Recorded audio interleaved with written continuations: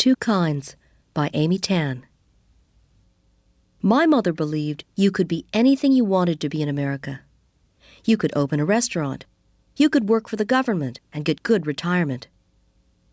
You could buy a house with almost no money down. You could become rich. You could become instantly famous. Of course, you can be prodigy too, my mother told me when I was 9. You can be best anything. What does Auntie Linda know? Her daughter, she is only best tricky. America was where all my mother's hopes lay. She had come here in 1949 after losing everything in China. Her mother and father, her family home, her first husband and 2 daughters, twin baby girls. But she never looked back with regret. There were so many ways for things to get better. We didn't immediately pick the right kind of prodigy. At first, my mother thought I could be a Chinese Shirley Temple. We'd watch Shirley's old movies on TV as though they were training films. My mother would poke my arm and say, "Nikan, you watch." And I would see Shirley tapping her feet or singing a sailor song or pursing her lips into a very round O while saying, "Oh my goodness!" "Nikan," said my mother as Shirley's eyes flooded with tears, "you already know how. Don't need talent for crying." Soon after my mother got this idea about Shirley Temple, she took me to a beauty training school in the Mission District and put me in the hands of a student who could barely hold the scissors without shaking. Instead of getting big, fat curls, I emerged with an uneven mass of crinkly black fuzz. My mother dragged me off to the bathroom and tried to wet down my hair. "You look like Negro Chinese," she lamented, as if I'd done this on purpose. The instructor of the beauty training school had to lop off these soggy clumps to make my hair even again. "Peter Pan is very popular these days," the instructor assured my mother. I now had hair the length of a boy's, with straight-across bangs that hung at a slant 2 inches above my eyebrows. I liked the haircut, and it made me actually look forward to my future fame. In fact, in the beginning, I was just as excited as my mother, maybe even more so. I pictured this prodigy part of me as many different images, trying each one on for size. I was a dainty ballerina girl standing by the curtains, waiting to hear the right music that would send me floating on my tiptoes. I was like the Christ child lifted out of the straw manger, crying with holy indignity. I was Cinderella stepping from her pumpkin carriage with sparkly cartoon music filling the air. In all of my imaginings, I was filled with a sense that I would soon become perfect. My mother and father would adore me. I would be beyond reproach. I would never feel the need to sulk for anything. But sometimes the prodigy in me became impatient. "If you don't hurry up and get me out of here, I'm disappearing for good," it warned. "And then you'll always be nothing."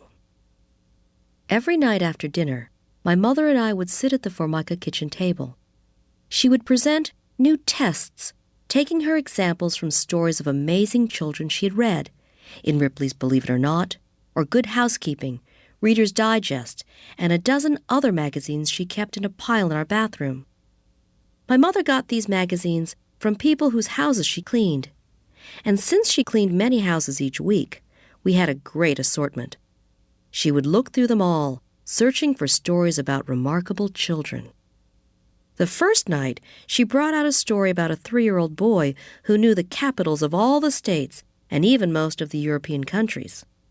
A teacher was quoted as saying the little boy could also pronounce the names of the foreign cities correctly. "What's the capital of Finland?" my mother asked me, looking at the magazine story. All I knew was the capital of California, because Sacramento was the name of the street we lived on in Chinatown.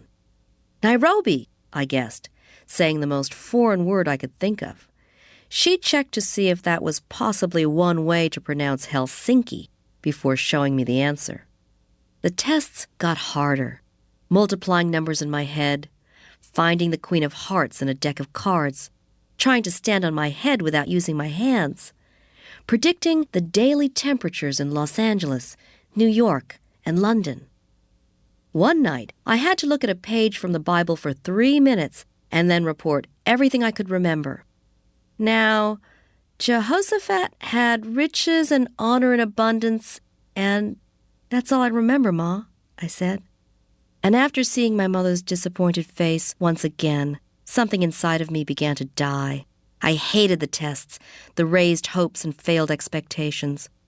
Before going to bed that night, I looked in the mirror above the bathroom sink, and when I saw only my face staring back, and that it would always be this ordinary face, I began to cry. Such a sad, ugly girl. I made high-pitched noises like a crazed animal, trying to scratch out the face in the mirror. And then I saw what seemed to be the prodigy side of me, because I'd never seen that face before. I looked at my reflection, blinking so I could see more clearly. The girl staring back at me was angry, powerful. This girl and I were the same. I had new thoughts, willful thoughts, or rather thoughts filled with lots of won'ts. I won't let her change me, I promised myself. I won't be what I'm not. So now, on nights when my mother presented her tests, I performed listlessly, my head propped on one arm. I pretended to be bored, and I was. I got so bored, I started counting the bellows of the foghorns out on the bay while my mother drilled me in other areas. The sound was comforting and reminded me of the cow jumping over the moon. And the next day, I played a game with myself, seeing if my mother would give up on me before 8 bellows. After a while, I usually counted only 1, maybe 2 bellows at most. At last, she was beginning to give up hope. 2 or 3 months had gone by without any mention of my being a prodigy again. And then, one day, my mother was watching the Ed Sullivan Show on TV. The TV was old, and the sound kept shorting out. Every time my mother got halfway up from the sofa to adjust the set, the sound would go back on, and Ed would be talking. As soon as she sat down, Ed would go silent again. She got up, the TV broke into loud piano music. She sat down, silence. Up and down, back and forth, quiet and loud. It was like a stiff, embraceless dance between her and the TV set. Finally, she stood by the set, with her hand on the sound dial. She seemed entranced by the music, a little frenzied piano piece with this mesmerizing quality, sort of quick passages and then teasing, lilting ones before it returned to the quick, playful parts. "Nikan," my mother said, calling me over with hurried hand gestures. "Look here." I could see why my mother was fascinated by the music. It was being pounded out by a little Chinese girl, about 9 years old, with a Peter Pan haircut. The girl had the sauciness of a Shirley Temple. She was proudly modest, like a proper Chinese child. And she also did this fancy sweep of a curtsy, so that the fluffy skirt of her white dress cascaded slowly to the floor, like the petals of a large carnation. In spite of these warning signs, I wasn't worried. Our family had no piano, and we couldn't afford to buy one, let alone reams of sheet music and piano lessons. So I could be generous in my comments when my mother badmouthed the little girl on TV. "Play note right, but doesn't sound good. No singing sound," complained my mother. "What are you picking on her for?" I said, carelessly. "She's pretty good. Maybe she's not the best, but she's trying hard." I knew almost immediately I would be sorry I said that. "Just like you," she said, "not the best, because you not trying." She gave a little huff as she let go of the sound dial and sat down on the sofa. The little Chinese girl sat down also to play an encore of Anitra's Dance by Grieg. I remember the song because later on I had to learn how to play it. 3 days after watching the Ed Sullivan Show, my mother told me what my schedule would be for piano lessons and piano practice. She had talked to Mr. Zhong, who lived on the first floor of our apartment building.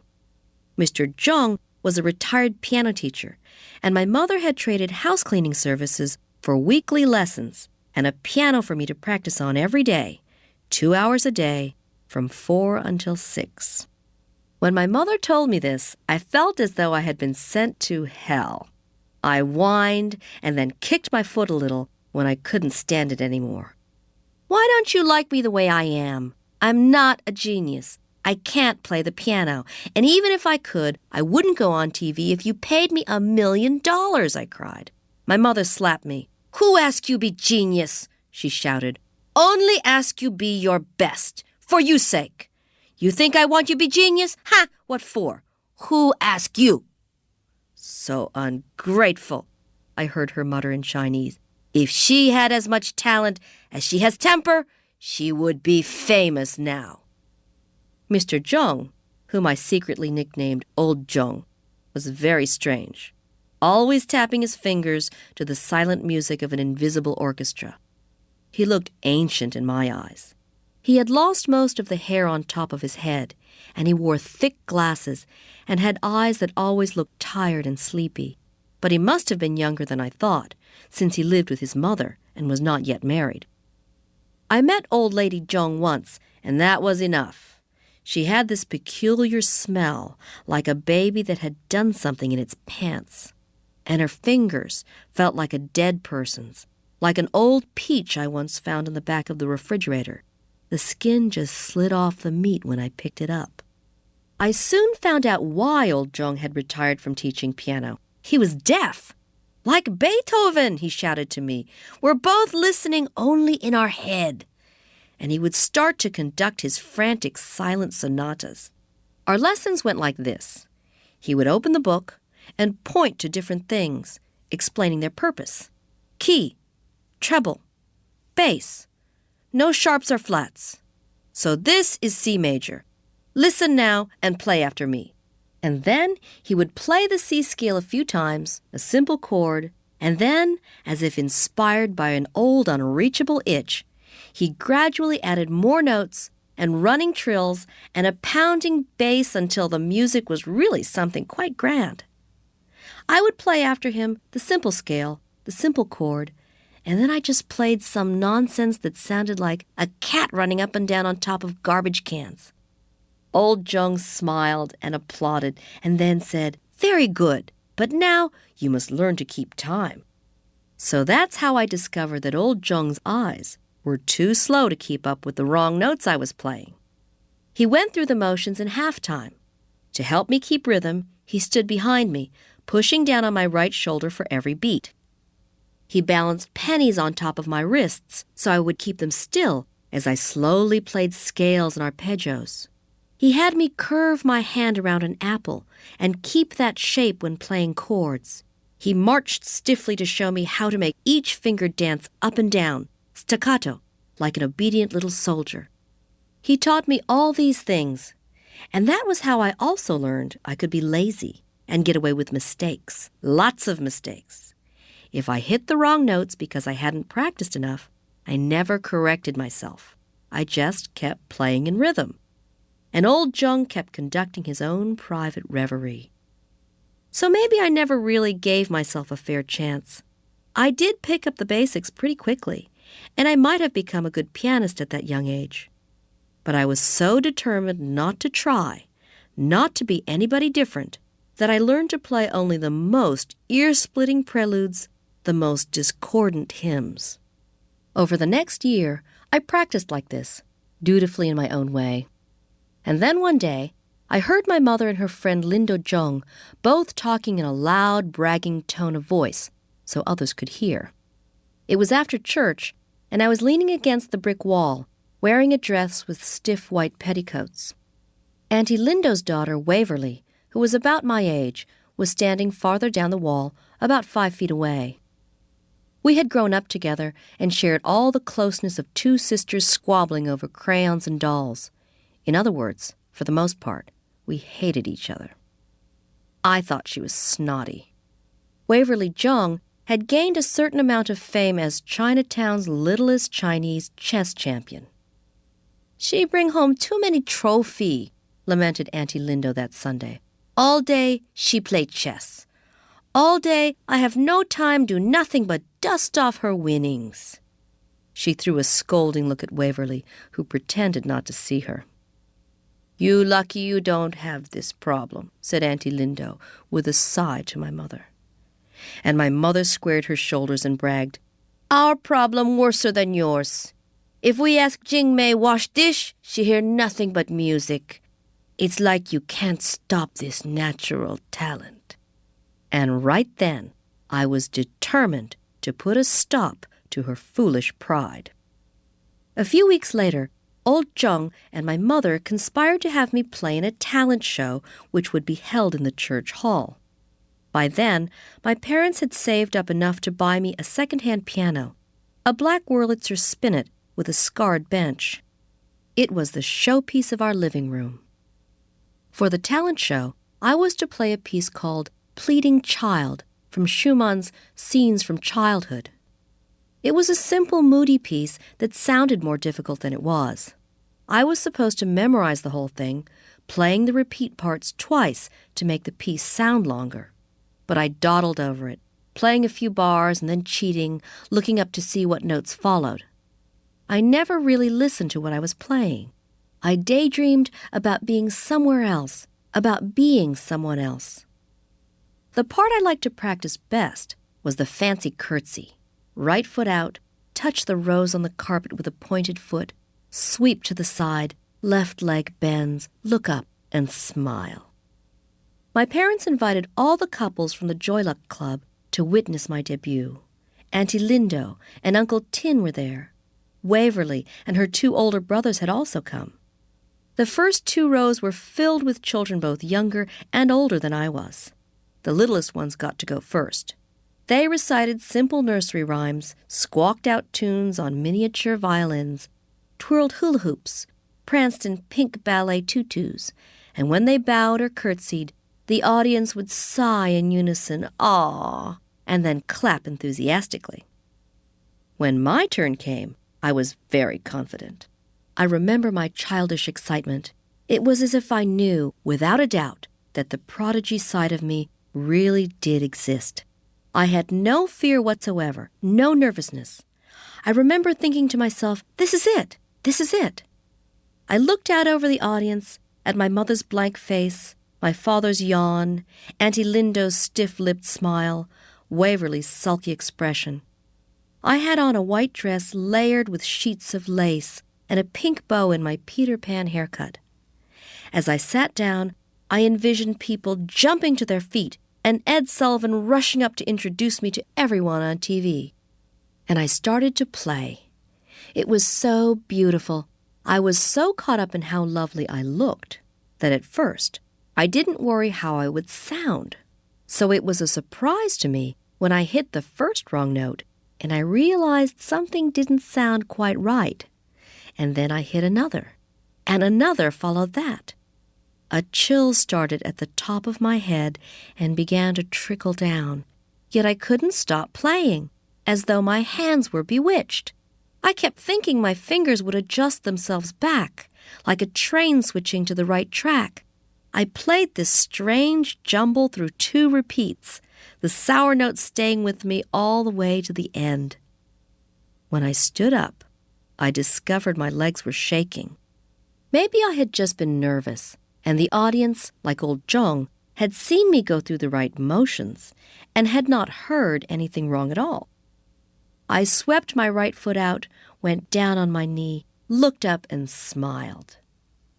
The room was quiet, except for old Zheng, who was beaming and shouting, "Bravo, bravo, well done!" But then I saw my mother's face, her stricken face.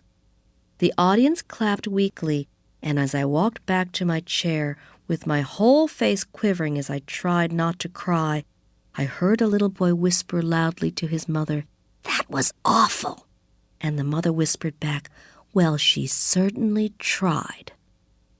And now I realized how many people were in the audience, the whole world, it seemed. I was aware of eyes burning into my back. I felt the shame of my mother and father as they sat stiffly throughout the rest of the show. We could have escaped during intermission. Pride and some strange sense of honor must have anchored my parents to their chairs. And so we watched it all. The 18-year-old boy with a fake mustache who did a magic show and juggled flaming hoops while riding a unicycle. the breasted girl with white makeup who sang for Madama Butterfly and got honorable mention, and the 11-year-old boy who won first prize playing a tricky violin song that sounded like a busy bee. After the show, the Shus, the Zhongs, and the St. Clairs from the Joy Luck Club came up to my mother and father. "Lots of talented kids," Auntie Lindo said vaguely, smiling broadly. "That was something else," said my father, and I wondered if he was referring to me in a humorous way or whether he even remembered what I had done. Waverly looked at me and shrugged her shoulders. "You aren't a genius like me," she said matter-of-factly. And if I hadn't felt so bad, I would have pulled her braids and punched her stomach. But my mother's expression was what devastated me. A quiet, blank look that said she had lost everything.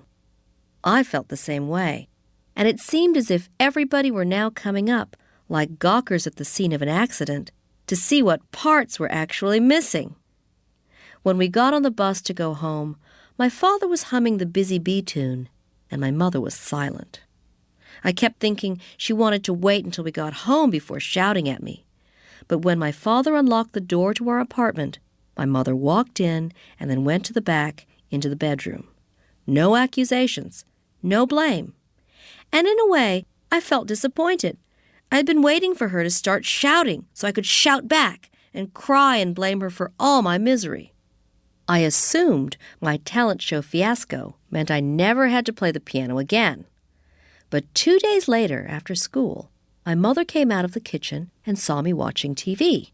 4 o'clock, she reminded me, as if it were any other day. I was stunned, as though she were asking me to go through the talent show torture again. I wedged myself more tightly in front of the TV.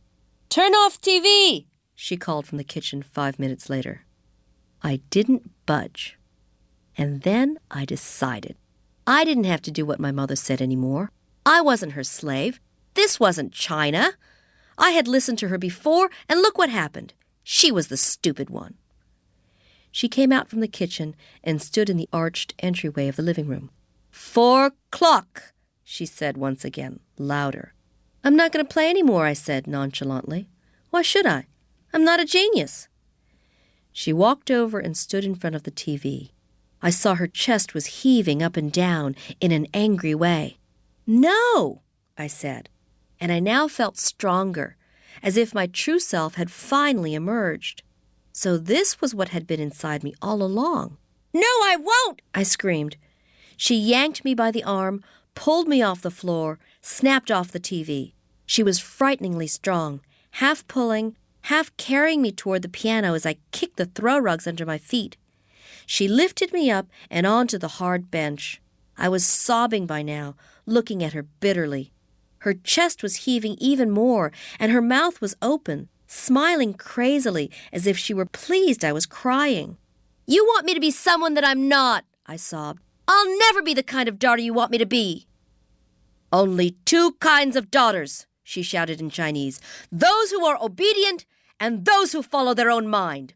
Only 1 kind of daughter can live in this house, obedient daughter." "Then I wish I wasn't your daughter. I wish you weren't my mother," I shouted. As I said these things, I got scared. It felt like worms and toads and slimy things crawling out of my chest, but it also felt good, as if this awful side of me had surfaced at last. "Too late, change this," said my mother shrilly. And I could sense her anger rising to its breaking point.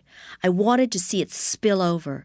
And that's when I remembered the babies she had lost in China, the ones we never talked about. "Then I wish I'd never been born," I shouted. "I wish I were dead, like them." It was as if I had said the magic words, "Alakazam," and her face went blank.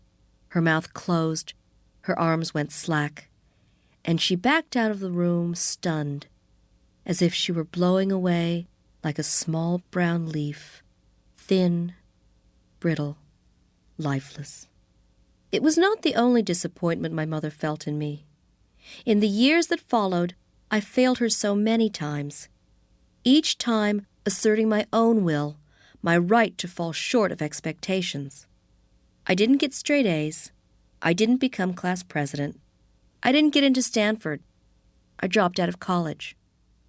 For unlike my mother, I did not believe I could be anything I wanted to be. I could only be me. And for all those years, we never talked about the disaster at the recital or my terrible accusations afterward at the piano bench. All that remained unchecked, like a betrayal that was now unspeakable. So I never found a way to ask her why she had hoped for something so large that failure was inevitable. And even worse, I never asked her what frightened me the most. Why had she given up hope? For after our struggle at the piano, she never mentioned my playing again. The lessons stopped. The lid to the piano was closed, shutting out the dust, my misery, and her dreams. So she surprised me. A few years ago, she offered to give me the piano for my 30th birthday. I had not played in all those years. I saw the offer as a sign of forgiveness, a tremendous burden removed. "Are you sure?" I asked shyly. "I mean, won't you and Dad miss it?" "No, this is your piano," she said firmly. "Always your piano. You only one can play." "Well, I probably can't play anymore," I said. "It's been years." "You pick up fast," said my mother, as if she knew this was certain. "You have natural talent. You could be genius if you want to." "No, I couldn't. You're just not trying," said my mother. And she was neither angry nor sad. She said it as if to announce a fact that could never be disproved. "Take it," she said. But I didn't at first. It was enough that she had offered it to me. And after that, every time I saw it in my parents' living room, standing in front of the bay windows, it made me feel proud, as if it were a shiny trophy I had won back. Last week, I sent a tuner over to my parents' apartment and had the piano reconditioned for purely sentimental reasons. My mother had died a few months before, and I had been getting things in order for my father, a little bit at a time. I put the jewelry in special silk pouches. The sweaters she had knitted in yellow, pink, bright orange, all the colors I hated, I put those in moth-proof boxes. I found some old Chinese silk dresses, the kind with little slits up the sides. I rubbed the old silk against my skin, then wrapped them in tissue and decided to take them home with me. After I had the piano tuned, I opened the lid and touched the keys. It sounded even richer than I remembered. Really, it was a very good piano. Inside the bench were the same exercise notes with handwritten scales, the same second-hand music books with their covers held together with yellow tape. I opened up the Schumann book to the dark little piece I had played at the recital. It was on the left-hand side of the page, Pleading Child. It looked more difficult than I remembered. I played a few bars, surprised at how easily the notes came back to me. And for the first time, or so it seemed, I noticed the piece on the right-hand side. It was called Perfectly Contented. I tried to play this one as well. It had a lighter melody, but the same flowing rhythm, and turned out to be quite easy. Pleading Child was shorter, but slower. Perfectly Contented was longer, but faster. And after I played them both a few times, I realized they were two halves of the same song.